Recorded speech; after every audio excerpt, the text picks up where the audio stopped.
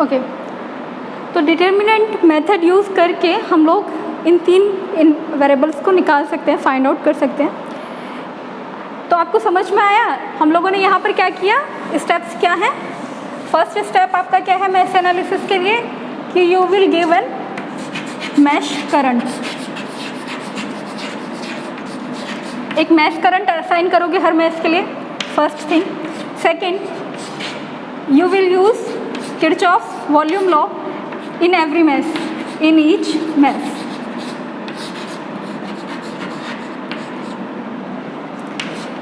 And third, आप in equation को solve करके सॉल्विंग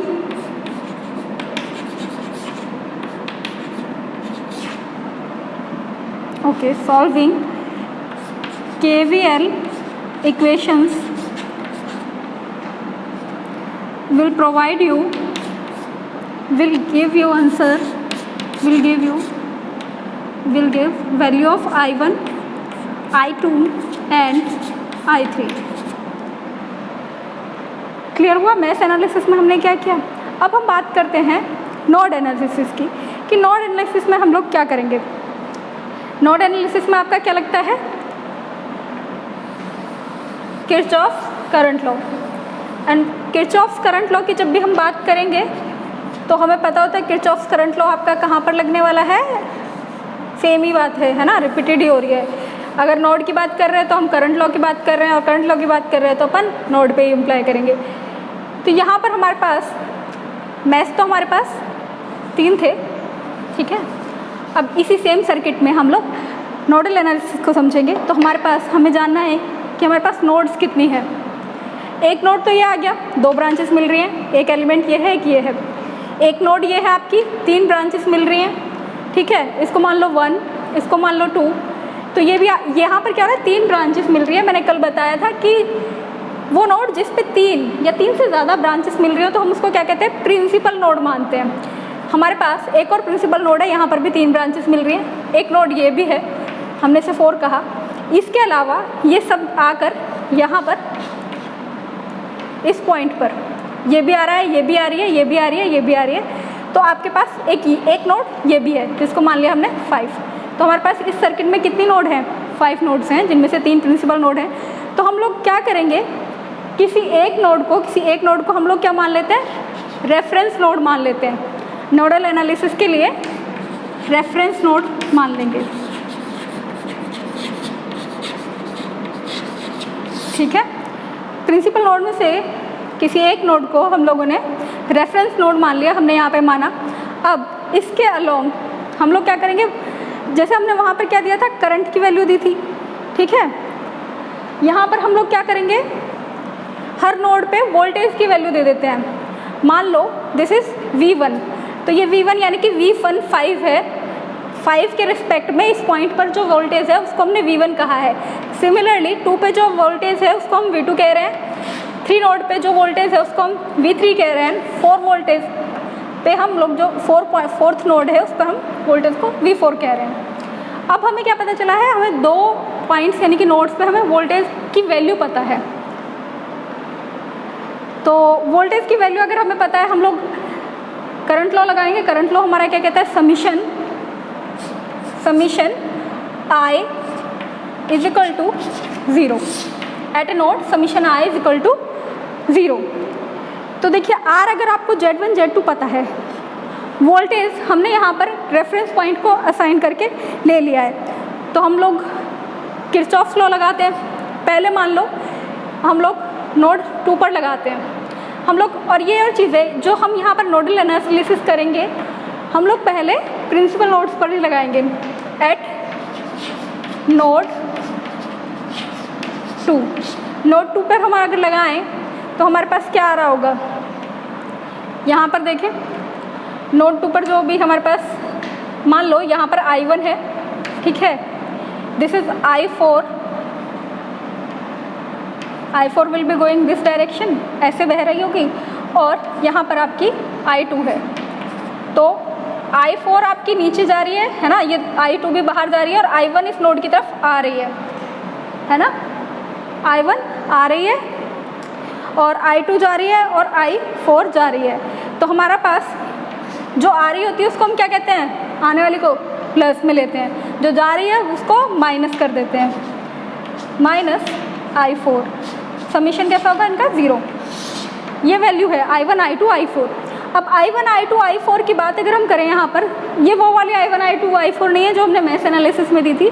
हमने माना है कि अच्छा यहाँ पर इस सर्किट में करंट I1 बह रही होगी इसके कारण, तो यहाँ पर ये जा रहा होगा और ये जा रहा होगा। हम सिर्फ नोड को डिस्कस कर रहे हैं इस टाइम पे। I1 की वैल्यू यानी कि I1 कहाँ है, Z1 में। Z1 में अगर I1 की वैल्यू हम कैसे निकाल सकते हैं, इन दोनों के बीच का पॉइंट्स का विभवांतर बटे जो उसका रेजिस्टेंस है। रेजिस्टेंस क्या है, Z1 है। तो हम लोग इसको निकाल सकते हैं V2 minus V1 upon Z1। I1 की वैल्यू ये आ गई। इसी तरीके से I2 की वैल्यू रखिए, I4 की वैल्यू रखिए। आप क्या करोगे, नोड 2 पे आपने इस तरीके से सॉल्व किया है, इसी तरीके से आप नोड 3 पे भी सॉल्व करोगे तो आपके पास वैल्यू आ जाएगी। एक बार आपने V2 और V3 की वैल्यू पता कर ली तो आप V1 की वैल्यू आपकी क्या होगी, जो यहाँ वोल्टेज सोर्स की वैल्यू है वही आपकी V1 की वैल्यू है। सिमिलरली V4 की वैल्यू क्या होगी, जो यहाँ इस वोल्टेज सोर्स की वैल्यू है वही V4 की होगी। तो हमारे पास बेसिकली अननोन वोल्टेज कौन से हैं, V2 और V3 हैं। यानी कि हमें 2 अननोन हैं और 2 ही हम प्रिंसिपल नोड्स पे KCL लगाकर क्या कर रहे हैं, 2 इक्वेशन मिल रही है हमें। उन दोनों इक्वेशन को जब भी हम सॉल्व करेंगे तो हमारे पास किसकी वैल्यू आ जाएगी, इन 2 अननोन्स की वैल्यू आ जाएगी, V2 और V3 की वैल्यू आ जाएगी। तो ये हमारे पास क्या है, नोडल एनालिसिस है। यानी कि नोडल एनालिसिस के अगर आप स्टेप्स की बात करो तो पहला क्या होगा, पहला होगा आपका कि आप एक रेफरेंस नोड चुनते हो, ठीक है। फर्स्ट स्टेप है रेफरेंस नोड।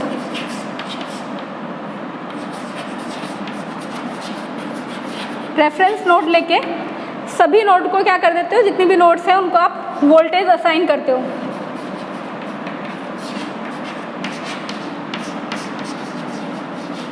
वोल्टेज असाइन कर दिया आपने। सेकंड आप क्या करोगे, प्रिंसिपल नोड्स जो रेफरेंस नोड के अलावा जो प्रिंसिपल नोड्स हैं, ठीक है, principal nodes except the reference node, उन पर आप क्या लगाओगे, KCL, किरचॉफ्स करंट लॉ लगाओगे, ठीक है। ये जो इक्वेशन आएंगे यहाँ से, इक्वेशन फ्रॉम KCL, इनको अगर आप सॉल्व करोगे, are to be solve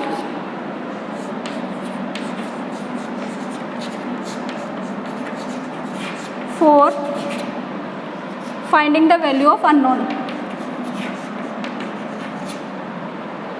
value of unknown, ठीक है। ये आप लिख लीजिए, finding the value of unknown.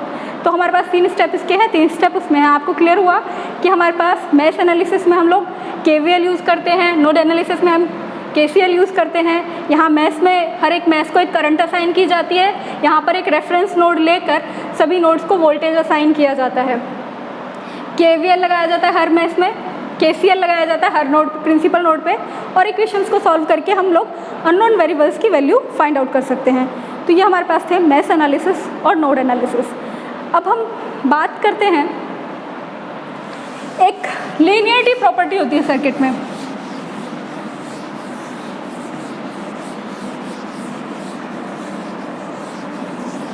Linearity क्या होती है, लीनियरिटी का मतलब है कि स्ट्रेट लाइन कैरेक्टरिस्टिक। आप अगर इनपुट को किसी चीज़ से मल्टीप्लाई कर रहे हो तो सेम चीज़ से आपका आउटपुट मल्टीप्लाई हो जाएगा, उसको हम क्या कहते हैं, लीनियरिटी प्रॉपर्टी कहते हैं।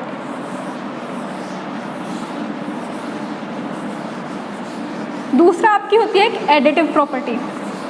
एडिटिव प्रॉपर्टी वैसे हम पढ़ ही चुके हैं लगभग, मतलब बिना पढ़े भी हमें उसे जानते हैं। I = I1 + I2, एक सर्किट में अगर 2 जगह धारा डिवाइड हो रही है तो वो एड ऑन होकर सेम वैल्यू आती है। तो ये हमारे पास 2 प्रॉपर्टी हैं। ये बुक्स में भी थोड़ा थोड़ा दिया हुआ है, पर हमें क्लियर होना चाहिए कि लीनियरिटी प्रॉपर्टी का मतलब क्या है कि स्केलिंग। अगर आप इनपुट को 2 से मल्टीप्लाई कर रहे हो, मान लो 10 वोल्टेज हम दे रहे हैं और आउटपुट हमारा 20 वोल्टेज है किसी भी वजह से, तो अगर हम इनपुट में 2 से मल्टीप्लाई करके इसको 20 कर दें तो हमारे पास वहाँ आउटपुट भी अपने आप ही 2 से मल्टीप्लाई होकर कितना आना चाहिए, 40 आना चाहिए। तो हमारा लीनियर सर्किट हो गया। दूसरा प्लेनर सर्किट की बात करते हैं। प्लेनर सर्किट जो आपका 2 डायमेंशन में हो, 3D में नहीं होता, उसको हम प्लेनर सर्किट की कहते हैं। ये हमारे पास दो चीज़ें आ गई। अब हम बात करते हैं थ्योरम्स की। चलो थ्योरम से पहले एक थ्योरम करते हैं, फिर हम एक और टॉपिक पढ़ेंगे जिसे हम कहते हैं सोर्स ट्रांसफॉर्मेशन। तो पहले थ्योरम में हम बात कर लेते हैं सुपरपोजिशन थ्योरम की।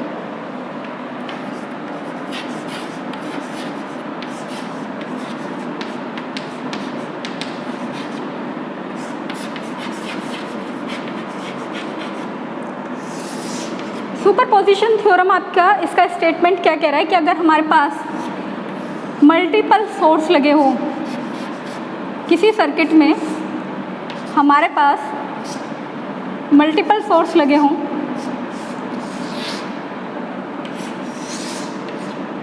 ठीक है, एक सोर्स ये रहा Vs1 एंड दूसरा V2, R1, R2 and R3। तो इन दोनों सोर्स की वजह से किसी भी जगह पर, मान लो यहाँ पर I1 करंट बह रहा है, यहाँ I2 है और यहाँ I3 है अभी, तो वो ये कह रहे हैं, सुपरपोजिशन थ्योरम का कहने का मतलब ये है कि अगर हमारे पास मल्टीपल सोर्स वाला कोई सर्किट है तो उसको हम लोग कैसे सॉल्व कर सकते हैं, उसको सिंप्लीफाई कर सकते हैं। एक बार हम इस सोर्स को गायब कर देंगे और सिर्फ सर्किट को एनालाइज करेंगे, मानेंगे कि ये यहाँ है ही नहीं। वोल्टेज सोर्स अगर हो तो आप कैसे उसको हटाते हो, वोल्टेज सोर्स को कैसे स्विच ऑफ करते हो, शॉर्ट सर्किट करके। तो हम इसको शॉर्ट सर्किट कर देंगे, ठीक है। करंट सर्किट होता तो हम क्या करते हैं, इसको ओपन सर्किट कर देते हैं, क्योंकि करंट सोर्स में आपका रेजिस्टेंस इनफाइनाइट होता है आइडियल में, और वोल्टेज सोर्स के लिए आप क्या करते हो, शॉर्ट सर्किट रेजिस्टेंस 0, ठीक है। तो पहले एक बार आप इस वोल्टेज सोर्स को हटाकर इस सर्किट को एनालाइज करोगे, ठीक है। इस कंडीशन में मान लिया पहले आपकी I1, I2, I3 बह रही थी, अब I1 डैश, I2 डैश और I3 बह रही है, ठीक है। फर्स्ट आपकी कितनी बह रही थी, I1, I2 एंड I3।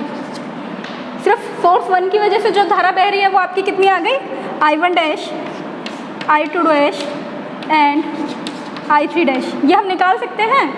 देखो ये शॉर्ट सर्किट हो गया, तो ये R, R2 और R3 कैसे हो गए आपके पास, पैरेलल हो गए, है ना। R1 आपके पास क्या हो गया, इनके सीरीज में हो गया। Vs ये है, टोटल क्या निकालोगे, पहले टोटल करंट निकालोगे, फिर आप करंट डिवीजन से वैल्यू फाइंड आउट कर सकते हो। अभी करंट डिवीजन के बारे में हमने पढ़ा था, ठीक है। तो हमारे पास I1 dash, I2 dash, I3 dash आए सोर्स 1 की वजह से।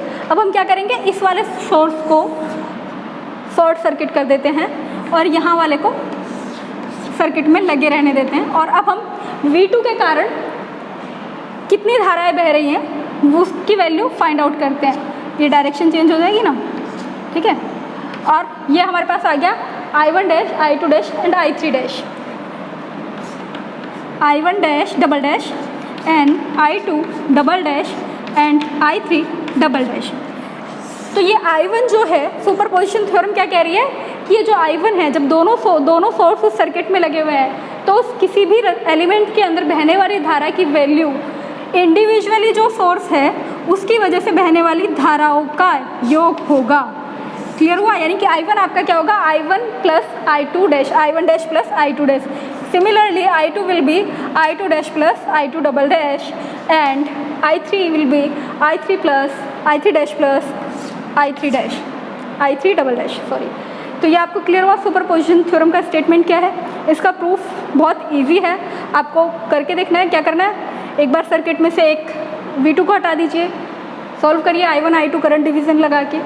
दूसरी बार आप V1 को हटा दीजिए, फिर सॉल्व करिए, फिर आपके पास क्या वैल्यू आ जाएगी। इक्वेशन I1 डैश आया, एक बार I2 डैश आया, आप उनको करके देखिए। ये आप प्रिंसिपल आप समझ गए ना। अब आप क्या करेंगे, अगर आप एग्जाम्पल न्यूमेरिकली आप एग्जाम्पल करोगे तो आपको सुपर इम्पोजिशन थ्योरम क्लियर हो जाएगी। ये तो थी आपकी super imposition theorem. Super imposition theorem के बाद मैंने कहा था हम बात करेंगे सोर्स ट्रांसफॉर्मेशन।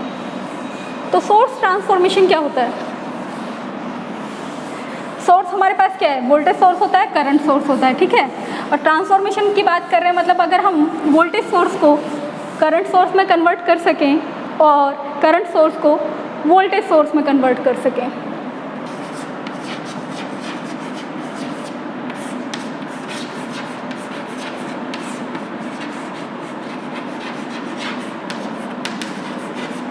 ठीक है, तो हमारे पास मान लो ये वोल्टेज सोर्स है, वोल्टेज सोर्स में आपका रेजिस्टेंस जो है आर इन ले लो, ठीक है, ये है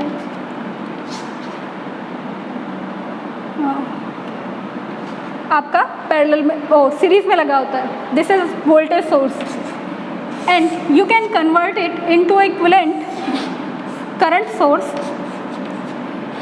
विद हैविंग अ रजिस्टर, इसको आर ही रहने देते हैं, रजिस्टर इन पैरेलल,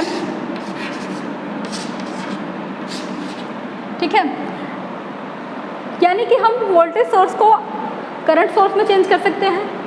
वहाँ पर क्या होगा, जो रेजिस्टेंस, कुछ रेजिस्टेंस हमारे पास जो सीरीज में लगा हुआ है, यहाँ पर रेजिस्टेंस पैरेलल में लगा हुआ। अब हमें ये देखना है कि यहाँ पर ये Vs की वैल्यू कितनी होगी और इस Is की वैल्यू कितनी होगी। अगर एक को एक दूसरे में कन्वर्ट करना हो तो कैसे करेंगे। तो मैंने कहा था जब भी वोल्टेज सोर्स की बात करें तो हम लोग उसको एनालाइज करने के लिए क्या करते हैं, शॉर्ट सर्किट कर देते हैं। और करंट सोर्स, यहाँ पर अगर कोई RL लगा हो, लोड हो, इसको शॉर्ट सर्किट कर दो और इसको ओपन सर्किट रहने दो, ठीक है। दोनों तरीके से एनालाइज करते हैं। Vs की वैल्यू हमारे पास क्या आ जाएगी, यहाँ पर Vs की वजह से हमारे पास धारा कितनी आ जाएगी, Vs इज इक्वल टू, यहाँ पर अगर I करंट बह रही है तो I की वैल्यू कितनी आ जाएगी पास, I is equal to IR है ना, तो I is equal to Vs upon R, Vs upon R। ये आ गया आपके पास। धारा की वैल्यू कितनी आ गई, ये आ गई शॉर्ट सर्किट करके। यहाँ पर मैंने कहा इसको एनालाइज करना होता है तो हम लोग ओपन सर्किट में ही एनालाइज करेंगे। ओपन सर्किट में एनालाइज करेंगे, Is के कारण V की वैल्यू हमारे पास कितनी आ रही है देखो, या फिर आप ये डिसाइड करो कि इस Is सोर्स के कारण R के अक्रॉस वोल्टेज की वैल्यू कितनी होगी, R के अक्रॉस वोल्टेज की वैल्यू कितनी होगी हमारे पास। इसके कारण Is सोर्स है, V is equal to IR, ISR, ठीक है। करंट और R, यहाँ से हमें क्या पता चल रहा है कि Is की वैल्यू हमारे पास कितनी आ जाएगी, Vs हमारे पास है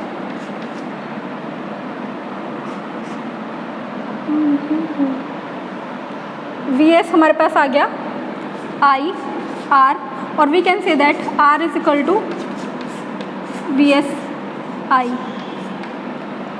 एंड सिमिलरली वी हैव, यानी कि अगर हमें वोल्टेज सोर्स की वैल्यू निकालनी है तो वोल्टेज सोर्स आपका कितना होगा, Is और R इन दोनों का मल्टीप्लाई होगा, वो हमारे पास आ जाएगा IR, यानी कि Is इंटू R की वैल्यू अगर हम निकालें तो हमारे पास इस वोल्टेज सोर्स की वैल्यू आ जाएगी। और Vs और R की मदद से हमारे पास जो धारा आ रही है वो हमारी क्या होगी, करंट सोर्स होगी। करंट सोर्स के लिए जो वैल्यू होगी वो होगी। इसको इक्वेशन थोड़ा, इसको चलो वैल्यू देके समझ लेते हैं। वैल्यू मान लो यहाँ पर हमारे पास 8 ओम रेजिस्टेंस लगा हुआ है और हमारे पास जो वोल्टेज सोर्स है इसकी वैल्यू है 16 वोल्ट, ठीक है। अब हमें इसको करंट सोर्स में कन्वर्ट करना है, तो करंट सोर्स में कन्वर्ट करने के लिए हम लोग क्या कर सकते हैं, हम लोग पहले निकालेंगे करंट, निकालेंगे करंट की वैल्यू हमारे पास कितनी आ रही है ना। इस सर्किट में शॉर्ट सर्किट करके करंट की वैल्यू, I की वैल्यू हमारे पास कितनी आ जाएगी, 16/8 यानी कि 2 एम्पियर। और मैंने कहा कि ये जो यहाँ पर I की वैल्यू आ रही है ये हमारा एज ए करंट सोर्स काम करेगी, तो Is की वैल्यू आपके पास कितनी आ गई है, 2 एम्पियर, ठीक है। और अब हम ये देखते हैं, मान लो यहाँ पर मैंने कोई, ये वेरीफाई करते हैं क्या ये 2 एम्पियर का करंट सोर्स भी सेम ही काम करेगा। किसी लोड रजिस्टर को लगा लो, यहाँ पर मान लो मैंने 4 ओम का एक लोड रजिस्टर लगाया है, ठीक है। इस लोड रजिस्टर में इस Vs सोर्स के कारण कितनी धारा बह रही है हम ये फाइंड आउट करते हैं, या फिर यहाँ पर क्या वोल्टेज ड्रॉप होगा ये निकालते हैं। और सेम ही चीज़ हम निकालेंगे कि यहाँ पर क्या वोल्टेज ड्रॉप होगा, ठीक है।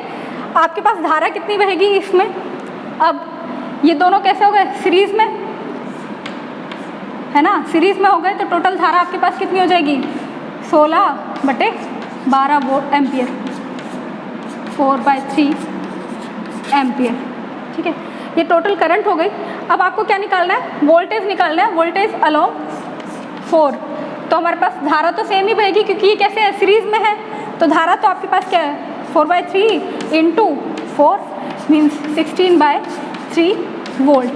तो यहाँ पर आपका वोल्टेज ड्रॉप कितना आया 16/3 इस वाले सर्किट से। अब हमने कहा कि हमारे पास 2 एम्पियर करंट है और दूसरा यहाँ पर R की वैल्यू कितनी है 8 ओम ही है और RL की वैल्यू भी आपकी सेम ही होगी 4 ओम। अब देखते हैं हम इस सर्किट में करंट सोर्स वाले सर्किट में वोल्टेज ड्रॉप अक्रॉस 4 ओम के अक्रॉस कितना आता है। तो इसको अगर हम सॉल्व करें तो अब आप बताओ कि हमारे पास 8 और 4 दोनों जो रेजिस्टेंस है वो कितने में लगे, कैसे लगे हुए हैं, पैरेलल में है। पैरेलल में यानी कि इन दोनों का इक्विवेलेंट सर्किट निकाल के आप कर सकते हो, सॉल्व कर सकते हो। तो आप क्या होगा हमारे पास 8 और 4 दोनों को R डैश की वैल्यू कितनी हो जाएगी R1 R2 है ना।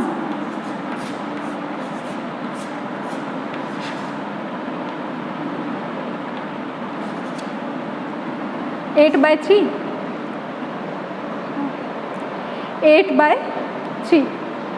R डैश आ गया हमारे पास और हमारे पास IS है।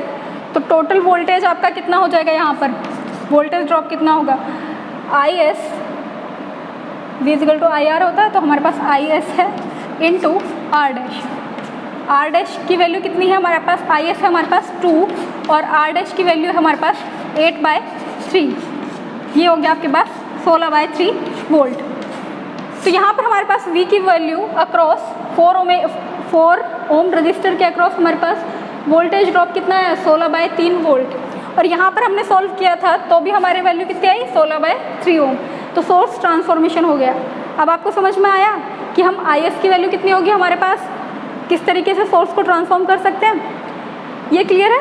अब हम बात करते हैं अगली थेवेनिन्स थ्योरम और नॉर्टन्स थ्योरम। थेवेनिन्स थ्योरम और Norton's theorem basically source transformation पे ही बेस्ड है काफ़ी हद तक, लेकिन उसमें हम इक्विवेलेंट सर्किट ड्रॉ करते हैं, सोर्स को चेंज नहीं करते हैं।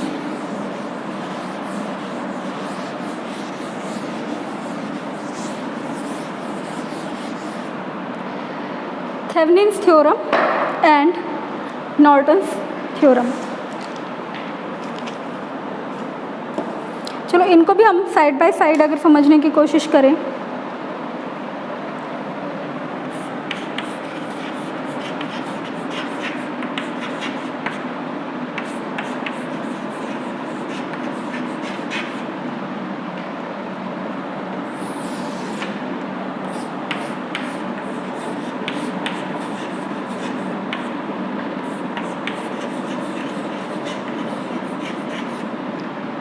थेवेनिन्स थ्योरम और नॉर्टन्स थ्योरम दोनों का क्या है। थेवेनिन्स थ्योरम में हम लोग क्या लेते हैं, वोल्टेज सोर्स की बात कर रहे हैं कि हमारे पास कोई वोल्टेज सोर्स है, लेट इट बी, यहाँ एक सर्किट है,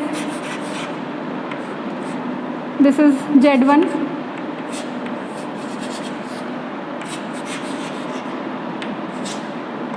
Z2, this is ZL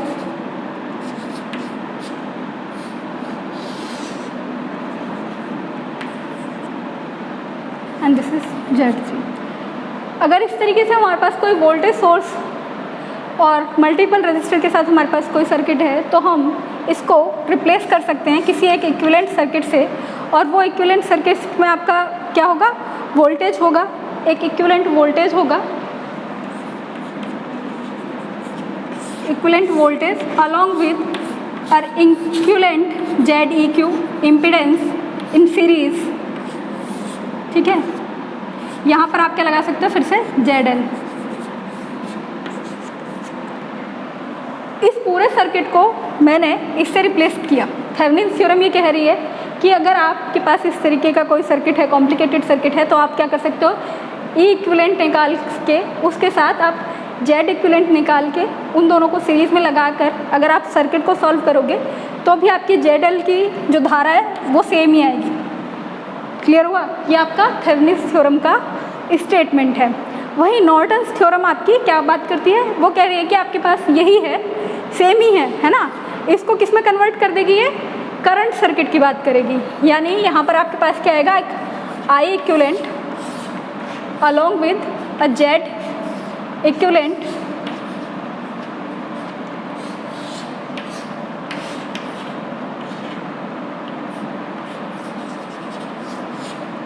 there is ZL। Thevenin's theorem में हम लोग इक्विवेलेंट वोल्टेज सोर्स लगा रहे हैं, नॉर्टन्स थ्योरम में हम उसी सर्किट में क्या कर रहे हैं, इक्विवेलेंट करंट सोर्स लगा रहे हैं विद पैरेलल इम्पीडेंस। यहाँ पर इम्पीडेंस कैसे है, सीरीज में है। तो ये चीज़ बहुत ईजी है, इसमें कुछ भी नहीं करना आपको। मैंने आपको बताया ये वोल्टेज इसको। अब हमारे पास सवाल क्या आता है, सॉल्व करने के लिए सवाल क्या आता है, हमें क्या क्या वैल्यू फाइंड आउट करनी है। एक तो इसकी वैल्यू फाइंड आउट करनी है कि ये क्या होगा, है ना, एक इसकी वैल्यू फाइंड आउट करनी है कि ये क्या होगा। इसी तरीके से यहाँ पर हमें ये वैल्यू फाइंड आउट करनी है और ये वैल्यू फाइंड आउट करनी है। अगर किसी सर्किट को हमें उसके इक्विवेलेंट थेवेनिन सर्किट में कन्वर्ट करना है तो हमें ये दो वैल्यू चाहिए, और नॉर्टन्स में कन्वर्ट करना है तो हमें EIQ और ZEQ चाहिए। तो ये निकालने के लिए हम लोग क्या करेंगे, इसको भी आप स्टेप में समझ लीजिए, और जब आप इसके एग्जाम्पल करके देखोगे तो ये आपको क्लियर हो जाएगा।